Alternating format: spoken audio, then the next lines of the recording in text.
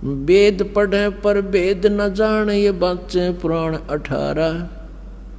जड़ को अंधे पत्ते खुआवे, ये भूल गए सिरजनहारा। तो जिस कारण से इस काल ने हमें यहाँ गुमराह किया हुआ है, उस अज्ञान को हटाने के लिए परमेश्वर स्वयं आते हैं, अपनी प्यारी आत्माओं को ये ज्ञान बताते हैं, जन्म मृत्यु से छुटकारा पाने का विधान बताते हैं। वो यथार्थ भक्ति, वो यथार्थ मंत्र जिससे मोक्ष हो सकता है और हमारे प्रारब्ध में आने वाले संकट कष्ट, जो जन्म जन्मांतर के पाप हमारे जीवन में लिख दिए गए हैं, उनको केवल कबीर देव, वो कबीर परमेश्वर ही नाश कर सकता है। जैसे पुण्य से सुख होता है, पाप से कष्ट होता है, दुख होता है। जब तक हमारा पाप नहीं कटेगा हम सुखी नहीं हो सकते। तो उस पाप को काटने वाले केवल कबीर गॉड है, कबीर जी परमेश्वर जी ही वो है। अन्य कोई प्रारब्ध के किसी भी पाप का या किसी भी पाप का और प्रारब्ध के कष्ट का निवारण नाश नहीं कर सकता, केवल कबीर देव कर सकता है। अपनात्माओं, किसी के पैर में कांटा लग गया हो और ये अज्ञानी ऋषि महर्षि क्या कहा करते थे, जैसे कोई संकट निवारण करने के लिए ऋषि महर्षि संतों के पास जाते थे।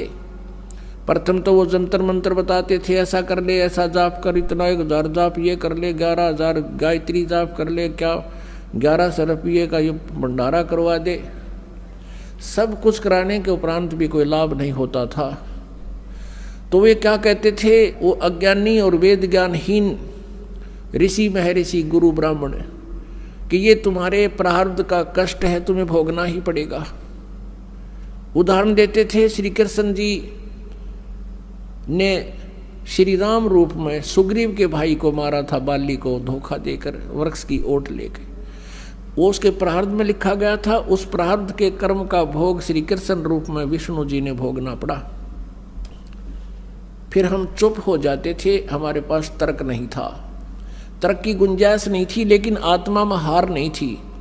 हम ये सोचते थे कि नहीं, भगवान ऐसी कोई शक्ति है जो हमें लाभ अवश्य देगा, क्योंकि आत्मा परमात्मा से परिचित है कि वो परम शक्ति है। लेकिन अज्ञान ने इसके ऊपर इतने आवरण छा दिया कि ये विश्वास नहीं कर पाती, और लेकिन ये रुक भी नहीं पाती।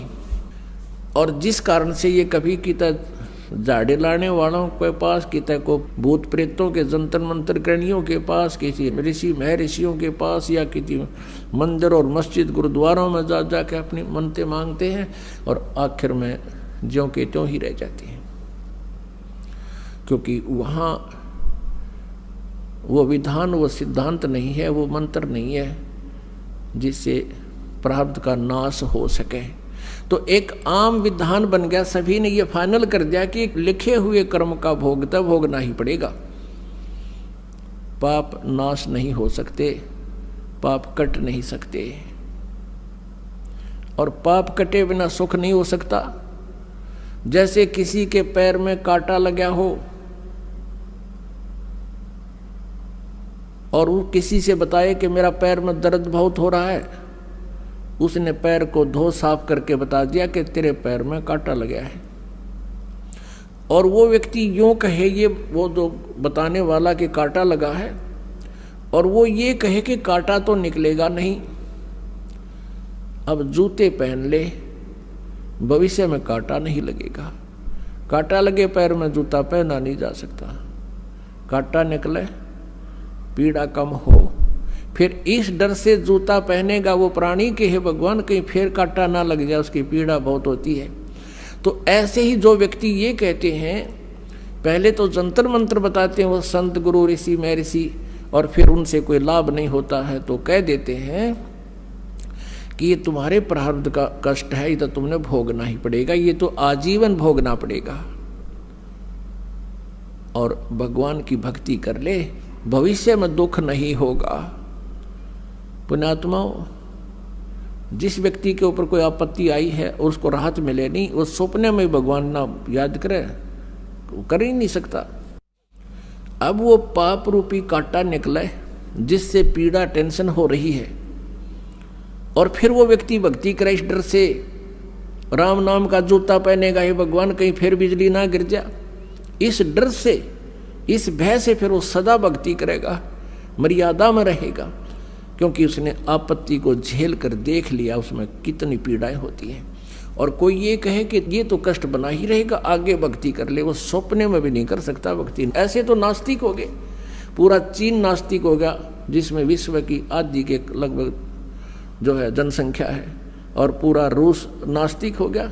जो पहले सब आस्तिक थे, महात्मा बुद्ध को माना करते थे, उनको महात्मा मानकर, संत मानकर उनकी शिक्षाओं को ग्रहण किया उनके पूर्वजों ने, लेकिन आध्यात्मिक लाभ नहीं मिला। औपचारिक ज्ञान जो महात्मा बुद्ध ने बताया तो आम माता पिता अपने बच्चों को बता देता है, लेकिन जब तक उसके पास समाधान नहीं है, परमात्मा का सहयोग साथ नहीं है, और वो मंत्र नहीं जिसे पाप नाश हो, जीव परमात्मा को नहीं मान सकता। और काल यही चाहता है कि नास्तिक हो जाए, कलयुग में विशेषकर, उससे पहले कोई नास्तिक नहीं था। द्वापर तक आप देख लो, सब इतिहास है, चारों वर्ण भक्ति किया करते थे, परमात्मा से डरते थे, आसरा रखते थे भगवान पर।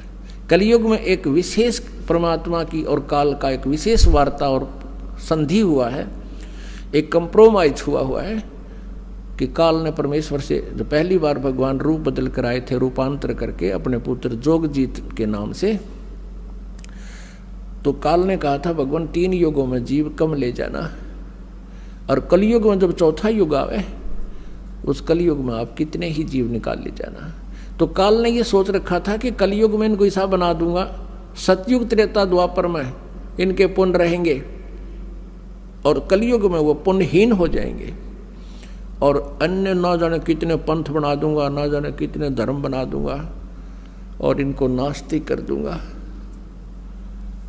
और आज उसने वो सब काम कर रखे हैं। तो परमेश्वर ने कहा था कि ठीक है, सतयुग त्रेता द्वापर में कम जीव ले जाऊंगा, और चौथा युग में मैं आप देख लूंगा तेरे को। अब ये वार्ता फिर बताएंगे, आज प्रसंग कुछ और है। अब कहने का भाव ये है कि जब तक हमारा पाप नाश नहीं होगा, कांटा नहीं निकलेगा, तो पीड़ा मिटे नहीं, और पीड़ा नहीं मिटेगी तो जूता पहना नहीं जा सकता। ठीक इसी प्रकार जो दुखी आत्मा यहाँ आते हैं, यदि वह परमात्मा परमेश्वर कबीर जी के जो हम दास नियम बताता है, मर्यादा बताता है, उस मर्यादा में रहोगे तो आप पर कष्ट नहीं रहेगा।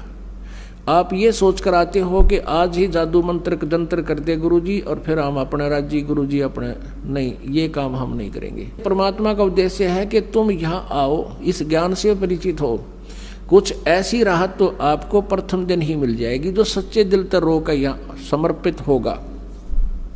समर्पित का अर्थ है कि हम जो भी मार्गदर्शन आपको करें, भाई बीड़ी शराब मांस तम्बाकू नहीं पीनी है, अन्य किसी देवी देवता की भक्ति जो तुम पहले करते थे वो नहीं करनी है, इन सभी मर्यादाओं को जो हृदय से मानकर समर्पित होता है, उसी दिन से राहत शुरू हो जाती है।